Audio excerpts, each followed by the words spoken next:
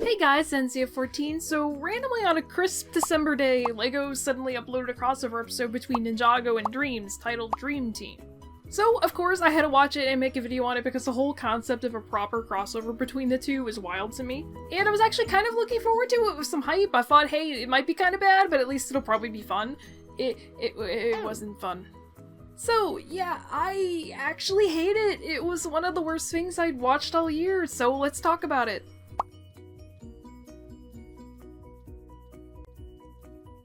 Let's just start with the plot first. For a little context, this seems to take place nebulously for Ninjago between Crystallized and Dragon's Rising, and for DreamZzz, it's really anybody's guess. I'm assuming between part 1 and part 2 of season 1. Gonna be honest, it doesn't really matter. So it begins with the ninja just going along, and they're all just like, we have absolutely no idea what's going on, and then they see some Grimspawn from DreamZzz attacking a little village. The ninja don't know what Grimspawn are, so Lloyd wonders if they're Oni. Yeah, Lloyd, that's an Oni. Definitely, for sure. There's this kid called Jan who has basically created this realm, somehow, and declared himself the emperor of it, and he called the ninja to help. The ninja questioned the fact that there's a new emperor, and then they just accept it 5 seconds later because, yeah, sure, this random child can be emperor, that seems legit. So Grimkeeper shows up, and the ninja are apparently unable to deal with the situation, you know, because it's apparently truly one of the most difficult things they've fought. Time gets reversed, and Kai and Jan are no longer trapped by the Grimkeeper. The ninja automatically thinks the Time Twins, man I wish. But silly ninja, it's Zoe! The ninja are being saved by Zoe! We are in the worst timeline. But you're not. That's right, honey. Honey? That's a grown man, and even if he wasn't, he's still quite a bit older than her. It's kind of a weird and patronizing line. Actually, this whole bit with Zoe is just really odd and out of character, but we'll just move on. There's more fighting and a lot of, whoa, what is going on? What is this stuff? Which, if you've watched DreamZzz, you already know all this information, so it's a little bit redundant to us. Kai doesn't have his fire powers, by the way, he has wind powers, because Jan said so. This will be explained later. Oh good, the rest of the DreamZzz cast! Yay, except notably Mr. Oz, which honestly is an oversight I'm gonna talk about later. Good to see Z-Blob though. At least Nighthunter is here on the Nightmare Boat thing, but he does immediately kidnap Jan and some of the other kids. And since the fight is over for now, Ninja and the DreamZzz gang are just standing there and they talk to each other for a minute. One of the first things out of the DreamZzz characters' mouths are immediately telling the ninja and Nia how they aren't real and that they're from a TV show. Yay, thanks for giving them a free existential crisis, what a great way to start a conversation. Jay's like, oh my gosh, what? And Mateo's like, yeah, whatever, I don't care about crisis. One kid wasn't kidnapped by Nighthunter, and he explains how Jan was having this big Ninjago marathon with the other kids. Jan was insisting on how Kai should be a wind elemental because apparently being a fire elemental is bad for the environment. What? The other kid is like, pay attention, that's not a thing, and this would have been a perfect time to bring up how Moro is already the elemental master of wood, but okay. And apparently Jan fell asleep during the marathon he organized, and that's what's happening now, because apparently no one has ever dreamed about Ninjago before Jan. Zoe takes charge of apparently the entire squad here and splits people up into teams, and for some reason, despite seeming to know all the ninjas, she insists on calling Jay Blue Boy. So Zoe hates Jay. By the way, after that whole little crisis of, oh my gosh, we aren't real, they've just accepted it after like 2 minutes. Like, apparently they don't even care that they're a TV show anymore, but okay. Nighthunter yells at Jan, and the Jan cries. Nighthunter then talks to the other kid, Max. Nighthunter's like, yo, who are those weird warriors, referring to the ninja, and Max just literally tells him everything. Great job, kid! Give him all the information! Anyway, they're traveling, Izzy says a bunch of stuff, we'll talk about it later, and they're beating up Grimspawn, etc, etc. Nightmare ship gets crashed into by the bounty that suddenly appeared. Who are you? Wu was all like, well, you don't even show your face, you coward! Bold words for a guy who literally has a team of masked heroes. There's more fighting, the bounty starts falling, and Zoe can't reverse time conveniently because her watch thing needs to recharge. Since when does it even need to be recharged? Did I miss something? Wu's beard does this weird little thing. On the ground, everyone is just watching the bounty fall towards them from the sky. Maybe move! There's somehow enough time for Kai to get back to the ground before the bounty crashes, and he uses his wind powers to save the bounty with the help of the others, and the day is saved. Then the kids vaporize into sand, and Kai just shrugs it off like, so there's sand, that's fine. No explanation needed. Then the DreamZzz characters leave, and presumably the Ninjago characters are left there with the newfound knowledge that they don't really exist.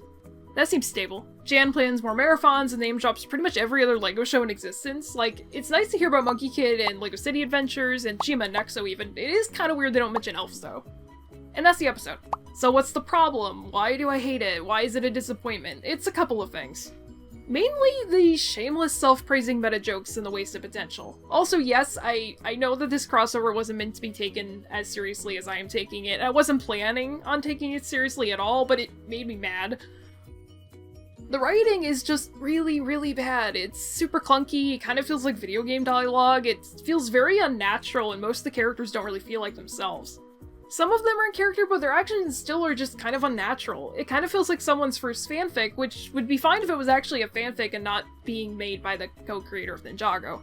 This entire thing was written by Mr. Tommy Andreasen, and that actually contributes to some of the other issues. The ninja have lost all their brain cells for this crossover. It suffers from the classic thing some crossovers do, where the characters of one franchise are absurdly confused by the other franchise. The ninja act so stupid. They're trying to make the DreamZzz characters look good, so much smarter and cooler and hipper than the Ninjago characters, so the ninja have to be like dumbed down and led around by the hecking teenagers. Wow, look at how cool the DreamZzz characters are! The ninja aren't even cool anymore! From the dumb, whoa, are they elemental masters of sand? Comments and such, they make the ninja sound like they're ancient in comparison to the new kids on the block. They're like medieval peasants seeing technology for the first time and thinking it's magic. It's so hard to watch. This whole thing is basically an advertisement for DreamZzz using Ninjago characters to boost itself. Heck, weirdly enough, the crossover episode itself on YouTube doesn't have DreamZzz marked anywhere on it other than the characters being on the thumbnail. It's just called Ninjago Dream Team. The poster does a slightly better job at showing the two shows, but like, come on. This isn't even the first time. Before DreamZzz was even properly released, they were using Ninjago to advertise it in a similar way. Like, please just let this show stand on its own 2 feet. Stop using Ninjago's clout. It's an uneven crossover where DreamZzz is viewed as the big, important, real-world problems, and Ninjago is reduced down to being just a TV show with their little silly TV adventures, and like, they're both TV shows though! It turns what was a fun little meta cameo of Ninjago being a TV show and DreamZzz into a whole weird thing. Speaking of meta, no, not that meta. The meta references are actually a huge problem I have with the crossover. Maybe 1 or 2 would have been okay, and funny even, but there are just too many, and a lot of them are very odd and self-congratulatory. The biggest example of this being Izzy's whole thing where in rapid succession she praises both the writing of the Hagemans and Braggy by name, and how great all the writing is. The Hagemans and Braggy's writing is so good! She also says how much she loves both of the animation studios by name, including Wildbrain, who literally made this episode. She also goes on to say how she was dubious when the show went to the 11-minute format, but that the show, quote, really made it work. Like, what? Adding on to all this, while Max is telling Nighthunter literally everything about the ninja, she says, And then there's, Lloyd.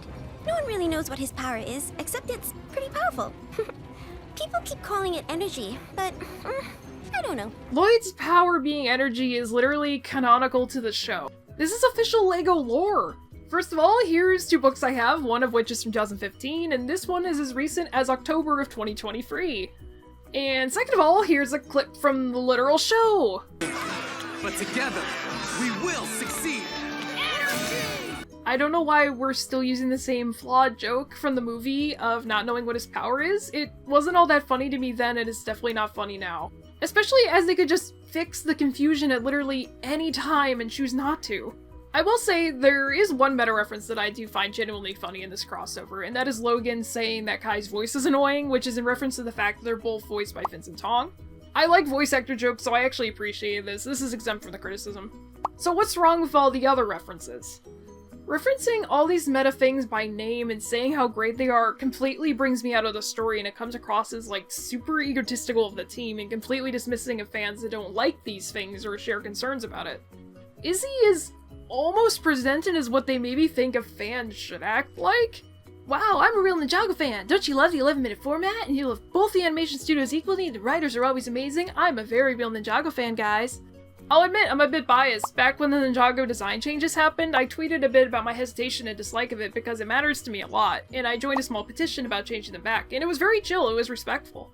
And other fans did not like it. And the idea of not liking the designs and wanting them to change back was mocked as a concept by the Hagemans themselves. As if anyone that didn't like it was just simply a hater. My feelings as a fan were completely dismissed. The vibe was very much that you should just trust the showrunners if you're really a fan without questioning it. So this whole Izzy thing gets put into a little bit of a different light for me. Adding on to all this is that these sort of meta references and jokes and show debates are all things that are normally talked about by fans with other fans. The idea that the bounty crashes all the time stands out here. It's similar to a joke that they make in the show about Ninjago City always getting destroyed. What was once a silly joke or criticism by fans is being acknowledged and written as actual dialogue by the people that could potentially change these elements of the show, not by a viewer. There's something almost disturbing to me about them writing opinions for the fans and acting like they're our peers. Of course they'll say that they made the 11-minute format work, what else are they going to say? Why bring it up at all? That honestly goes for a lot of these references. Sure, Tommy Andreasen has seen a lot of these opinions firsthand. He's been on Twitter for a long time now, and being a co-creator of the show himself, you could say he's a fan, but that still doesn't give him the opinion of a viewer, and certainly doesn't give him the viewpoint of every fan.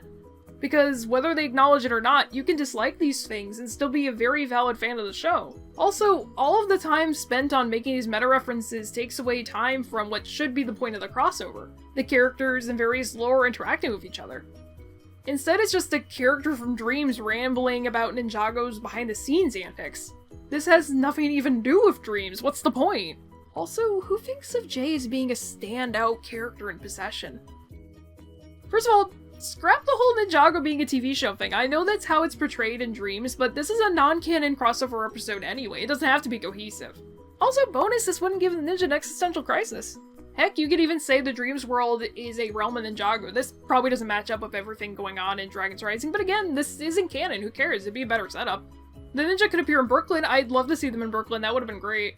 Or heck, bring the Dream Squad properly into Ninjago City, like a proper classic Ninjago location. Not just that field. Ninja in Brooklyn would be funnier and more interesting, though. I put my vote in for Ninja in Brooklyn. Give everybody an equal playing field. Don't reduce the ninja's brain cells. Let the ninja actually fight back competently as best they can. Like, the ninja can still be confused by the Dreams characters and the lore, but make the Dreams characters actually bewildered by the ninja's powers as well. 2 words. Nightmare bounty. Right there, on a silver platter. They corrupted the wings of the ship a little bit, but like, think about it. Full nightmare bounty. It would have been so cool. Also, I wanted Mr. Oz and Wu to talk to each other. It would have been fun.